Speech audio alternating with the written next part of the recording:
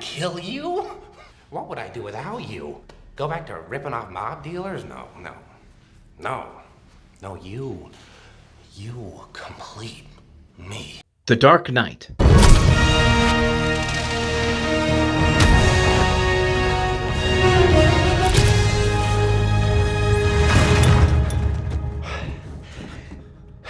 Did you know your shoes are untied?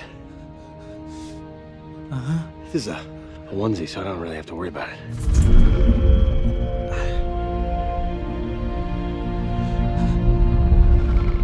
I thought I was the only one. You're like me. I don't want to be. I don't think you have a choice, kiddo. Spider-Man Into the Spider-Verse. Malcolm Adekambi is a geek. Malcolm lives with his single mother and has only one memory of his father. Dope. Now, what do all three of these films have in common? Those right there are just three of some of the best movies I have seen in the last 20 years that I've done movie reviews. And on this edition of Talking About the Movies, as we continue my celebration of 20 years of reviewing the biggest new releases of the weekend, I thought this week we'd take a look at the best movies I've seen in the last 20 years. My top 10 favorite movies of the last 20 years.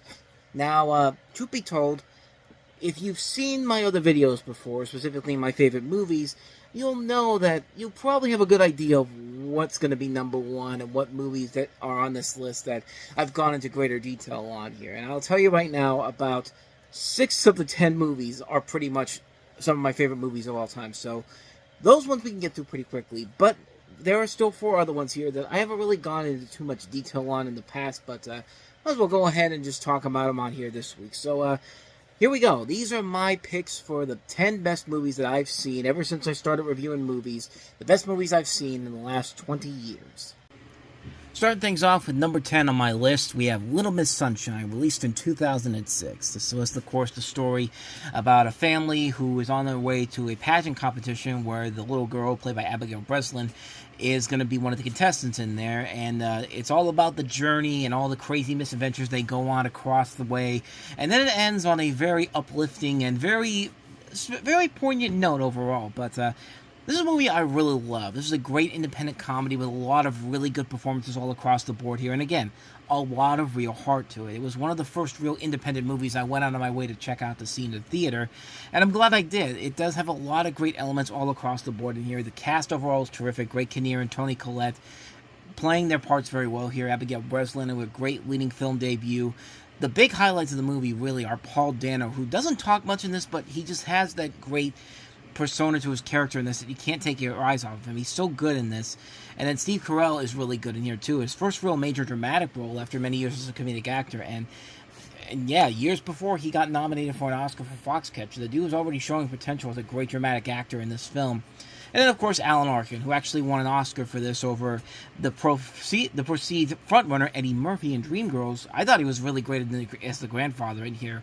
He's great in here, and he did deserve to win that Oscar. Although it would have been interesting if Eddie Murphy had won it. But I like how the movie also builds up to provide some great social commentary on the whole concept of kiddie beauty pageants. And the end of the movie, it's just one of the most satisfying conclusions for a movie ever. Jonathan Dayton and Valerie Faris have been good directors. They've done some music videos, but they haven't really done a whole lot of movies. They made one other really good movie I really like, Ruby Sparks, which is a very underrated movie, one you should definitely check out. But this one is their best film, without a doubt. It's the quirkiest, funniest, most heartwarming comedy of recent memories, and just such a great film. Little Miss Sunshine, number 10 on my list. Moving on to number 9 on my list, a movie that kind of came and went, but it's still my favorite movie from 2015, and that movie is called Dope. It stars Shameik Moore, pre-Spider-Man Into the Spider-Verse, more on that a little bit later, as Malcolm, who's carefully surviving life in a tough neighborhood in Los Angeles while judging college applications, academic interviews, and the SATs. A chance invitation to an underground party leads him into an adventure that could allow him to go from being a geek to being dope to ultimately being himself. When I first saw the movie, I had no idea what I was really going into with this. I thought it could be good, but I wasn't getting so much of my hopes up to be one of the best movies that came out that year, but it was a movie that really took me by complete surprise. It's just such a fantastic film, combining a lot of great elements of a number of different movies. Do the Right Thing, Friday, Superbad. In fact, I would honestly say this is like this generation's Friday. And, you know, there's also a little bit of a mix of something like North by Northwest, where you have a normal guy caught up in a situation and trying to use his smarts to get out of said situation. And that's what I really like about the movie. The film presents a lead black character that's actually a smart person. He's not a thug. He's not obnoxious. He's not a smart enough person. Gets straight A's, and he knows not to fuck around with the worst kind of people up until he ends up in the wrong place at the wrong time. And even when he has the worst kind of stuff happens to him, he finds the smart and or best way to get around it. I mean, yeah, he has 4 things of drugs in his backpack, and the fact that he manages to make it through this movie without getting caught by the cops or the bad guys is really impressive stuff. There's even a great scene towards the end where the bullies at his school try to take his money from him, and Malcolm forces a gun on him, and you get the sense of, you know, like that scene at the end of Friday where Craig uses the same gun against Devo, and, you know, it could easily end this right now by shooting the guy and then it'd be over and done with. But no, he realizes that by doing that, he'd be creating more havoc for his neighborhood than there is now. So he doesn't do that. And you got to give the movie credit for being smart with that type of stuff. Shameik Moore is really good in the movie, and like I said, he's got a bright future ahead of him, and he's shown it with the Into the Spider-Verse movies. You know, he's got there's a great performances all across the board in here. Kirstie Clemens, Tony Revolve, Zoe Kravitz is really good in here. You know, Blake Anderson from Workaholics is in this movie. Roger Guinevere Smith and Austin Jacoby I thought was very good in here. I really like this movie. It's a great dramedy about a kid that gets caught up in a bad situation and uses his smarts to get out of the situations that he's in without having his name attached to it. It's just such a great film. The cast is great. The comedy is great. The message of the movie is strong. The drama works. Just such a brilliant, brilliant movie, and one that's definitely worth checking out. Nobody really ever talks about it, but man, this film definitely is worth the watch. Dope. Seek that one out. Number 9 on my list. Number 8 on my list of the best movies I've seen in the last 20 years, Scott Pilgrim vs. the World, directed by Edgar Wright and starring Michael Cera as Scott Pilgrim, based of course off the graphic novel series of the same name, where you have Scott Pilgrim falling in love with a girl named Ramona Flowers, played by Mary Elizabeth Winstead, and Scott finds out the hard way that he has to defeat Ramona's 7 evil exes who are brought together by Ramona's last boyfriend Gideon, played by Jason Schwartzman. Like I said, directed by Edgar Wright, this is probably his magnum opus overall. It lags a bit in the beginning with the story of Scott's relationship with Knives Chow, played by Ellen Wong, and how he first meets Ramona, but the minute the first evil ex comes in, and Scott Pilgrim just easily kicks the shit out of him, it picks up fast. I mean, the visual look of the movie is incredible. The young all-star cast with people who have gone on to have such big careers, like Anna Kendrick, Chris Evans, Brandon Routh, Mai Whitman, Brie Larson, Allison Pill, Aubrey Plaza, all terrific in the movie. You don't hate any one of these characters at all. The fight sequences are a ton of fun. The movie just has this upbeat, over-the-top attitude to it, and such a great movie, man. It's a shame that the film didn't do well when it first came out, but it has gone on to have this massive cult following, where they actually have made spin-off TV series and shorts with these characters. The same actors, too, and just really, really fun overall. It was really one of the best movies that came out to start the decade of the 2010s. And I think it was actually tied with Toy Story 3 as my favorite movie of 2010, honestly. It was too hard to choose between that one and Toy Story 3, but Scott Pilgrim vs. the World is such a great, great film. Number 8 on my list of the best movies I've seen in the last 20 years. Moving on to number 7 on my list of movies that I've loved over the last 20 years. You can't go wrong with a Lego movie, man. This is one of my favorite animated movies, one of my favorite movies of all time. I mean, this is such a great, great movie that really, if 21 Jump Street was the first time that most people knew who Phil Lord and Chris Miller were, this was the movie that everybody knew who they were, because they would go on to, the 2010s was their decade, because after, 2 successful 21 Jump Street movies and then the Lego movie, what do they follow it up with? The movie that's going to come up in the next one that we'll do here, the next number here. But Lego movie is a great movie on so many levels. Great animation, different forms of animation, not just CG, but the way it combines all these different styles of animation and really just set the tone for most computer animated movies going forward. Great voice cast: Chris Pratt, Elizabeth Banks, Morgan Freeman, Will Arnett, Alison Brie, Charlie Day, Nick Offerman, Liam Neeson, Will Ferrell. A cast that also includes so many other voice actors and notable names, and not just with the celebrities themselves, but also the properties as well. But again, really great animation, mixing both computer animation and doing it in probably some of the best animation I've ever seen in a movie up to that point.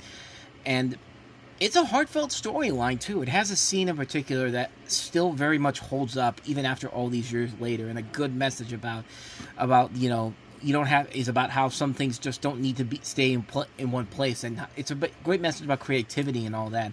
But just such a great love letter to the Lego name. And on top of that, it's just a good movie. Very funny, very clever, great animation. The voice work is top-notch. One of the best twists of a movie I've seen in a long, long time. These guys really have cemented themselves as great directors. I mean, they go all the way back to Cloudy with a Chance of Meatballs. I guess they should have included that too, but I mean, they do care about what projects they are involved in and realize that if there's something great that can be done with it, it's worth making a movie out of it. And the Lego movie really was a major, major game changer, and it was a precursor to the number 6 movie on my list, which is actually a tie. And now we're starting to get into the top 30 favorite movies that I've talked about in the past before. 6 of them on this list, and one of them is Spider-Man Into the Spider-Verse. And what the heck, I'll throw in Spider-Man Across the Spider-Verse too, because, yeah, they're both really good movies, and it really is very hard for me to choose which one I like more than the other. But Spider-Man Into the Spider-Verse definitely is the one that I always go back to. Not to say that Spider-Man Across the Spider-Verse is a bad movie by any means necessary. In fact, it's actually better. It's actually much better than I could have ever imagined coming out of that movie. But Spider-Man Into the Spider-Verse really is one of my favorite movies of all time. And once again, a film I've talked about so many times before. There's really not much more I could add to it per se, but just to kind of sum it up here, what makes this movie great?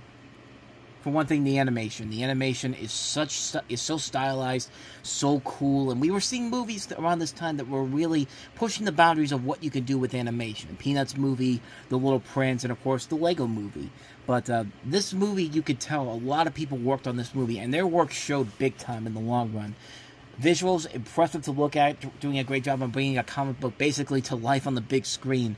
A voice cast that includes some great talents all across the board. Shameik Moore as Miles, Jake Johnson as Peter, Haley Steinfeld as Gwen Stacy, Nicolas Cage, Spider-Man Noir, John Mulaney, Kimiko Glenn, Lily Tomlin, Liev Schreiber, Mahershala Ali, Brian Tyree Henry, Chris Pine, Oscar Isaac, Catherine Hahn. I mean, just so many good talents all across the board here. Writing top-notch, balancing out the comedic and dramatic elements in such a way that I hadn't seen done in a long, long time. I mean, this movie was absolutely pitch perfect, and I had no idea that Across the Spider-Verse Across the Spider-Verse had a lot of big shoes to fill, and it did that and then some. It really pushed a lot of my high expectations that I had going into it even further, because, man, they pulled that one off with incredible ease. I mean, that film in particular is such a great, great movie, and just, like, it just sets the tone for the last film, Beyond the Spider-Verse, to really come in there and really up the ante on what the first 2 movies did. And you know, I can probably see why they're delaying this one as quickly as they can, because, you know, they have a lot of big shoes to fill on this project here. After everything they're setting up here, they better come out swinging with this one here. No pun intended, but yeah, Spider-Man Into the Spider-Verse, Spider-Man Across the Spider-Verse. I've talked about these movies enough as it is, so yeah, if you have not watched them already, what are you doing? What are you doing with your life, man? Anyway, so that's the halfway point of my favorite movies of the last 20 years. Now on to number 5. And number 5 is, of course, Wall-E, which is a story that following this robot named Wall-E, who is basically cleaning up this waste-covered Earth far into the future, and he falls in love with another robot who has a programmed task and follows her into outer space on an adventure that changes the destiny of both his kind and humanity. And both robots exhibit an appearance of free will and emotions similar to humans, which develops further as the film progresses. And this is Pixar's magnum opus, man. This is their greatest movie that they've ever made. Just such a terrific, terrific film. It works because you fall in love with these characters. You fall in love with their relationship. They are so good together. They have very little dialogue they both share. But you don't really need a whole lot of dialogue to really give them these characters life to them. And it just works so well. The message of the movie is really good and well put together here. I mean, I like the fact that there's this whole subtle environmental message here, and it's not straight in your face and all that, and it doesn't feel like it's being forced into you, but it's just so well done. And once again, strong animation here, just really good at tackling the social issues of the film here. I mean, this is a truly classic movie. It's still my favorite Pixar movie. It's their magnum opus. Wall-E. What more do you got to say? Moving on to number 4, we have The Silver Linings Playbook, a story where Bradley Cooper plays a man with bipolar disorder who's released from a psychiatric hospital and moves back in with his parents. And determined to win back his estranged wife, he meets a recently widowed person played by Jennifer Lawrence going through her own relationship problems. She tells Pat that she will help him get his wife back if he enters a dance competition with her. The two become close as they train with Pat, his father, and Tiffany examine their relationship with each other as they cope with their disorders. And this really is one of my favorite romantic comedies. This is a romantic comedy that doesn't play by the books. It doesn't play to the lowest common denominator. It doesn't resort to the pathetic attempts to get a laugh, nor does it have to be completely sexist against men or women. It's a genuine romantic comedy that also adds elements of drama and takes a lot of chances with it. So is the cast in this movie is so good. Bradley Cooper is great in here, so is Jennifer Lawrence. Of course, she won the Oscar for this. I mean, you know, Robert De Niro, Jackie Weaver, Julia Stiles is also in here as well. Directed by David O. Russell, who has been really good with his films overall. I mean, he's made a lot of great films. This is still my favorite film of his as a director. This is a film that, like I said, does not resort to the same old cliches found in most romantic comedies. It's not afraid to take itself more seriously. It doesn't play by the rules of a generic rom-com, and that's why I love it so much. Silver Linings Playbook, number 4 on my list of the best movies I've seen in the last 20 years. Number 3 on my list, the best Woody Allen movie I've seen in the last 20 years, Midnight in Paris, where you have Owen Wilson, who plays a successful Hollywood writer, but is struggling to write his first novel as he's on a vacation with his wife, played by Rachel McAdams, on her parents' business trip. He falls in love with the city and thinks they should move there after they get married. Okay, I'm sorry, they're not married yet, but they're gonna get married. But anyway, but Inez does not share his romantic notions of the city and the idea that the 1920s was the golden age. When Inez goes off dancing with her friends, Gil takes a walk at midnight and discovers what could be the ultimate source of inspiration for writing. Somehow be transported back to the 1920s, where some of the decade's most well-known figures exist, including F. Scott Fitzgerald, Ernest Hemingway, Josephine Baker, Cole Potter, and many others. Gil's daily walks at midnight in Paris could take him closer to the heart of the city, but further from the woman he's about to marry. And it's a really good movie where we can all look at and easily see ourselves in that situation. We can be nostalgic about many things, but the rest of the world doesn't want to acknowledge that the way things used to be, and just want to focus on what's popular now.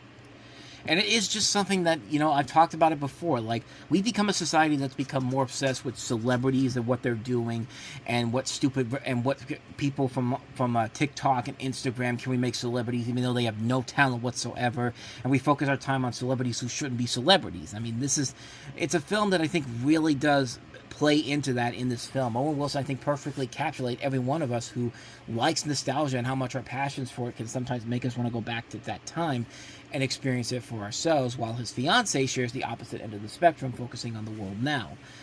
And like I said, Woody Allen delivers a strong film here, both as a writer and a director. I mean, this is a great cast he's assembled. Corey Stoll, Tom Hiddleston, Kathy Bates, Adrian Brody, Leah Sado. Kurt Fuller's also in here too, playing the father to Rachel McAdams' character.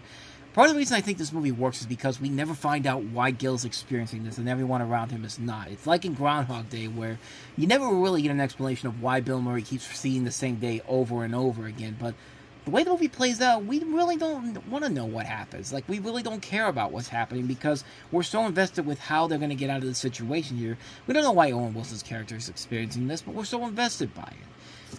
And the opening scene alone, with it's nothing but music and the sights of Paris in the background, I mean, it'll make you want to go to Paris. I want to go to Paris now more than ever after watching the opening of this. Midnight in Paris is just such a great movie, a lot of heart to it, a lot of characters we can relate to, a great story, great music, a beautiful movie that has a lot of heart to it. It proves that nostalgia can be a great thing no matter what anybody tells you.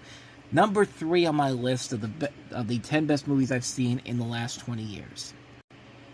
Number 2 on my list of the best movies I've seen in the last 20 years, Kiss Kiss Bang Bang. Robert Downey Jr. starring as a petty thief who poses as an actor brought into Los Angeles for an unlikely audition and finds himself in the middle of a murder investigation, along with his high school dream girl, played by Michelle Monaghan, and the detective, played by Val Kilmer, who's been training him for his upcoming role. just everything about this movie is so well done. It has the trademarks of a Shane Black scripted action comedy. Great characters, really funny, sharp, and clever R-rated comedy, solid action scenes, just all coming together in the classic style of the 80s action movies. Robert Downey Jr. is great in this movie. It really showed everybody that, hey, this guy still has a lot of charisma and talent to him, and he's proven how well his career has rebounded after the way that he was entering the decade of the 2000s at that point. But Downey Jr. is great in here. Val Kilmer is pitch perfect as his comic foil in this. I mean, my favorite line in the entire movie is about the whole idea of the definition of the word idiot, and it's just like, the meaning of it's what you look for. If you look for in the dictionary and you find the definition of the word idiot, and Robert Downey Jr. is just like, picture to me, no.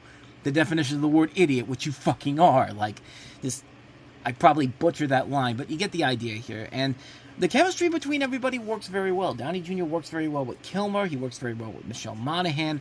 You could tell that everybody in this movie knows what they're doing, knows what their motivation is, and does not pump the brakes on giving us a really good movie out of this. I mean, this is such a well-made film. Kiss Kiss Bang Bang, such a great, enjoyable action comedy. Great characters, smart, sharp comedy, great dark humor, solid action, chemistry that works all across the board. Kiss Kiss Bang Bang, a great, great film. So with all that said, let's get to it. The number one best movie I've seen in the last 20 years is, of course, The Dark Knight. Probably the ultimate game changer in how we look at superhero movies and setting the gold standard for what every other studio out there who is going to do a superhero movie would have to highly try to top at. But I don't know how you could do that with a movie like this. But in this film, Batman raises the stakes in his war on crime with the help of Jim Gordon and Harvey Dent. Batman, of course, Christian Bale, Gordon played by Gary Oldman, and Harvey Dent played by Aaron Eckhart.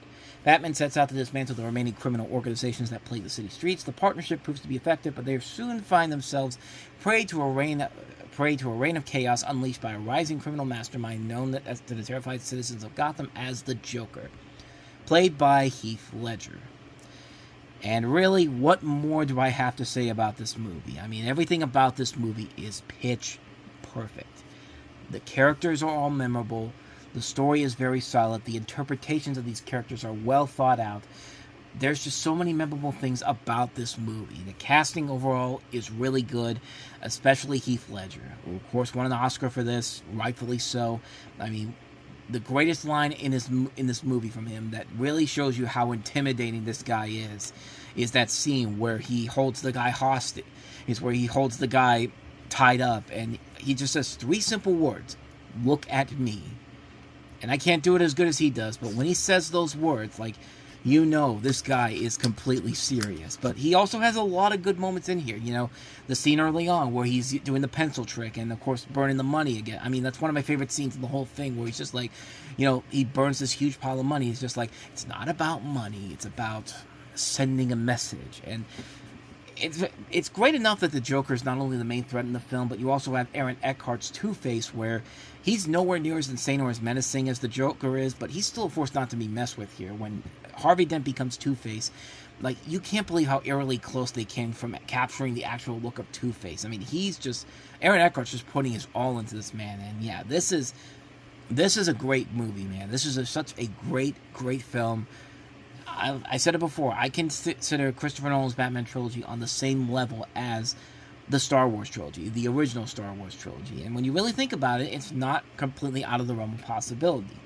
Batman Begins and Star Wars gave us great introductions to these two worlds, creating memorable characters and amazing action sequences. The Dark Knight and The Empire Strikes Back are easily the best films in both series, capturing both the memorable characters and awesome action sequences, as well as throwing in great twists and turns in every corner. And The Dark Knight Rises and Return of the Jedi are still good movies, but they have a lot of flaws to them. It seems that make them both the least enjoyable of the series. Not to say they're bad movies, but they're just nowhere near as good as the two films that came before it, which would have been impossible to do anyway, to try to top what you did with The Dark Knight. I mean, this really is one of the most perfectly put together films that still holds up over almost 20 years later.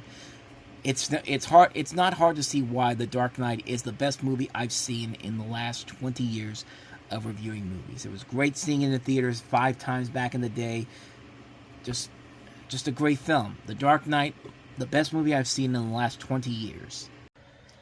And so there you go. That's my list of the best movies I've seen in the last 20 years. And I know you look at that list and it's just like a lot of those movies I pretty much covered in great detail beforehand. But, I mean, what can you do? I mean, I could have easily put together a list of some other great movies on this list. But, you know, I'm going to do other lists in the months to come here, including like overlooked movies, performances. But that's just what I wanted to cover here for this particular list here. Those are my picks for the best movies I've seen in the last 20 years. And I hope you enjoyed this. Next week, I'll be back with a review of the Minecraft movies. In the meantime, thank you so much for watching this. I hope you enjoyed it. And if you want to see what I had to say last week about Snow White and also Mickey 17, please go ahead and hit the playlist. Check out the last episode I did as well as our playlist. Hit the like button, subscribe button. What am I doing with my hand here? But anyway, go check that stuff out. And I'll see you guys next week. So thanks for watching. I'll see you next time. Until then, take care.